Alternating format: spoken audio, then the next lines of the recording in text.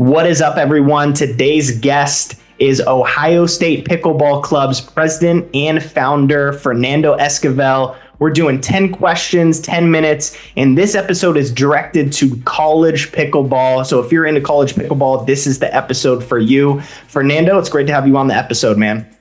Yeah, I'm pumped to be here. I mean, nothing gets me more excited than pickleball, honestly.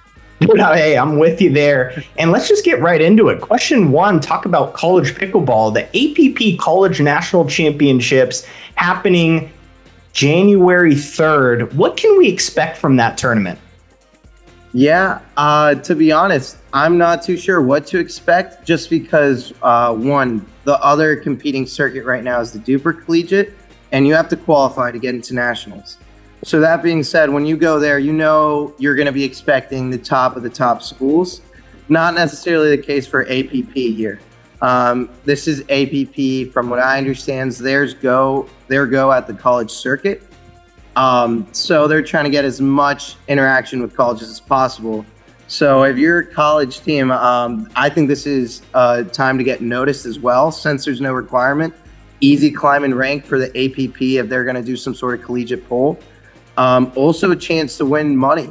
Question two, how do you see the future of APP and DUPR in the college pickleball scene?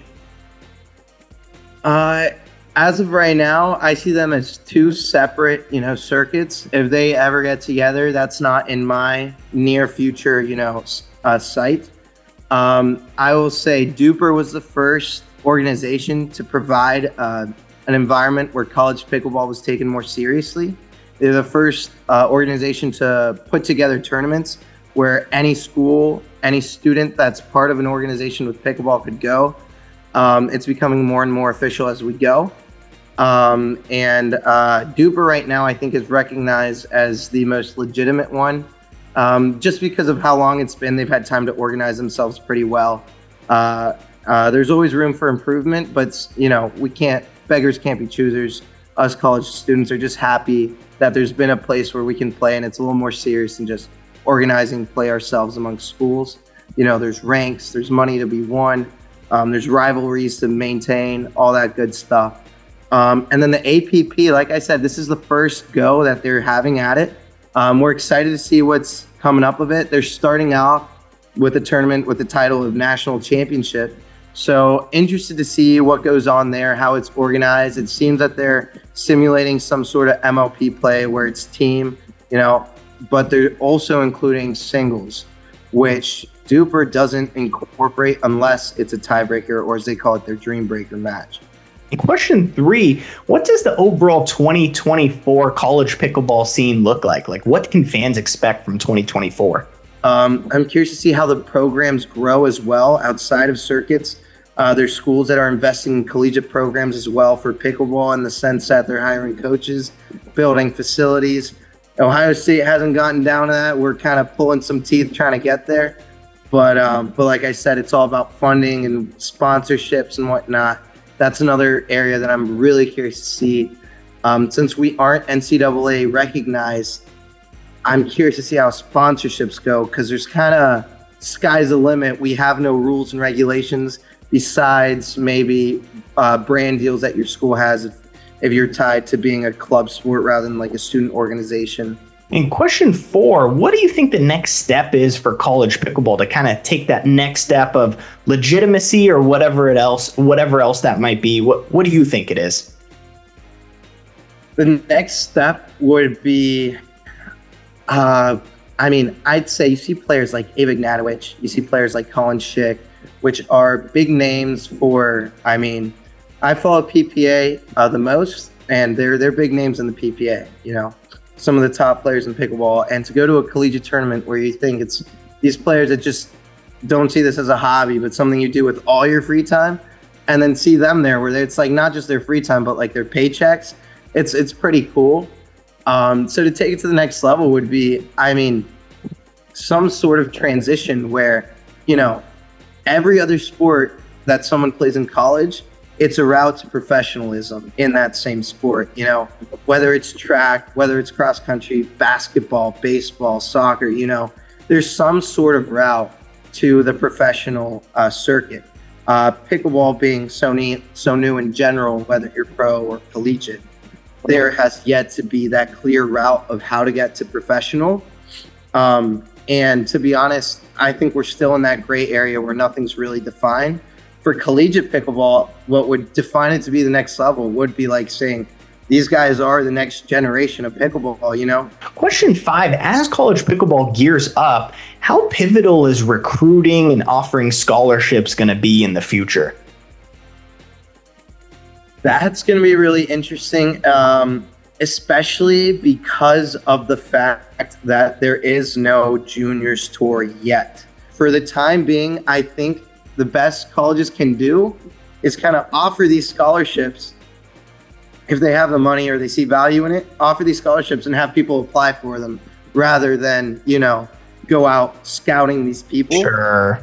For the first time ever, we're starting to get messages reached out to us from other high school students or even, players that might be transferring schools.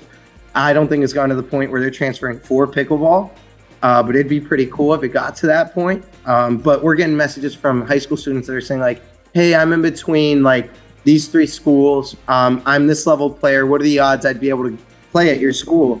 Because I mean, for these new generation players that are taking it super seriously, I don't blame him for wanting to go to a school where he's going to be in a good program, And question 6, I want to take you back to nationals. Just talk about the overall feeling, the atmosphere there. I know you were saying there were some, pro players that are also in the college scene. Could you just kind of recap it for us? Right. Yeah. No, nationals was incredible this year. Shout out to DUPR. They did a great job at organizing it.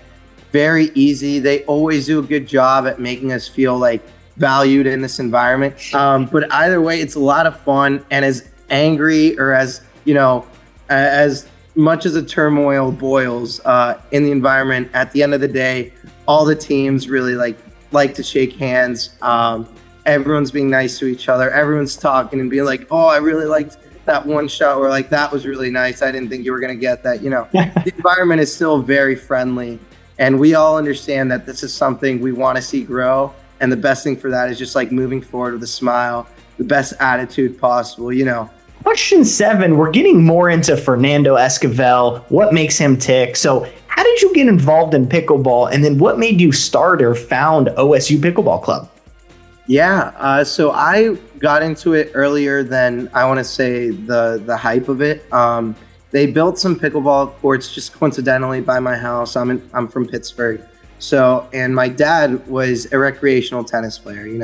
You put someone that's an avid tennis player, he probably wouldn't win, but he'll hit some good shots every now and then. And then he sees these courts there that were just built, and he's like, I wonder what this is, because he's always loved racket sports. He's played racquetball, he's played paddle, and he's played squash. Great squash player. But anyway, and he starts asking. They let him hop in a game, and that was enough for him. He was hooked at that point. And one day they didn't have enough, or there was no one he could play with, so he brought me out for singles. And at that point in time, I was 18 years old. I'm definitely not as fit now as I was then. And he was beating me. And I don't know about you, but when you're getting beat by a 40 plus, when you're at like supposed to be some of your prime moments in life, I didn't like that. And that was enough to get me back. Like, every time he challenged me, I'm like, today's the day, Dad. Question 8. For those of you that don't know, Fernando's pretty well connected in the pickleball realm. Who are some of your favorite people to play with, and who have you met along the way that's been pretty awesome? Favorite people to play with. I mean, as much as we bicker and complain, my dad's always going to be one of my favorite people to be on a pickleball court with.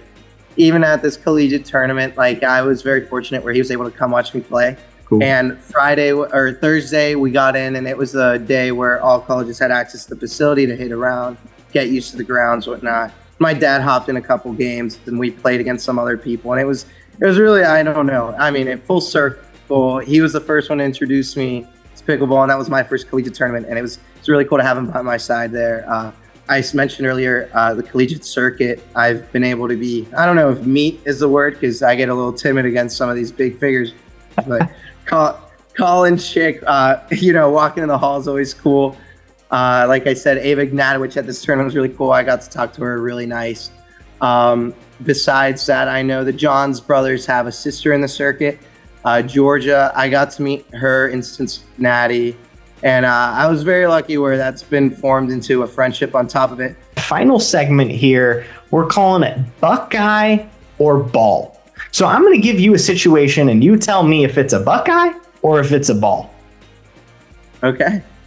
All Do right. you mean a Buckeye is in a person or the nut? The nut. Okay. Interesting. Got it. All right. You ready for situation one? Yeah. All right. You can put it in your mouth. I'm going to go ball. Okay. Buckeyes are poisonous. I wouldn't put that in my mouth. Okay. All right. I mean, okay. You got a point. I actually didn't know that Buckeyes were poisonous. So, Yeah. okay, that makes a lot of sense.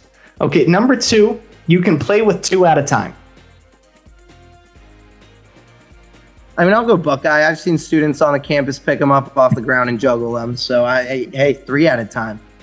Wow. Impressive. Impressive students. Number three, you hit this hard enough, it might break. Ball.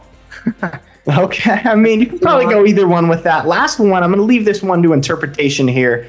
You just can't get enough of these. Oh, I mean, it's both for me, honestly. It's both. I love being in the Buckeye environment, especially in a rivalry week. I can't get enough of the Buckeyes. But we said we're talking about the nuts specifically. That works. I like the answer. I like the interpretation there. Yeah, I mean, I've gone to the state up north for rivalry week when we play the team, the Wolverines. Yeah. And I'll tell you what, I can't get enough Buckeyes when we're up there. So I just can't get enough of them there. And even on campus, just having someone to, fist bump with, share a drink with, whatever. They're great when you're cheering on for the same team. But yeah, pickleballs, I mean, I'm running out of those every day. So I can't get enough of those too. I hear Especially you. the Midwest, they aren't as sustainable as they are down south. Sure, fair enough. And bonus question, is it true that rivalry week that you're talking about, then when you submit a class paper and you leave out that letter that looks like this, is that 100% acceptable? During that week, I will say there's even been teachers that accredit more points. We get into the environment like crazy on campus. We cross out that letter on every building, on every paper, on everything, It's not a pretty one, to say the least. Hey, fair enough. All right, that's Fernando Esquivel. Any last questions or any last comments? Sorry. Well, on that note, I'm going to say go Buckeyes, and I hope college pickleball keeps growing the way it is. I'm right there with you, man. Everyone, Fernando Esquivel, president and founder of Ohio State Pickleball Club. Thanks for having me, Tyler.